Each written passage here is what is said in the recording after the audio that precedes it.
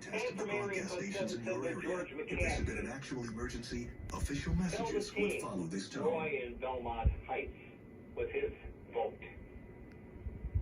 And another vote for Rob Manfred for being a sellout. 773. Rob Manfred continuing to campaign to ruin the game of baseball by moving the All-Star game. Well, the All-Star game is really become bad anyway. And it's starting to become bad even under Bud Selig. This system was developed to provide information to the public during emergencies.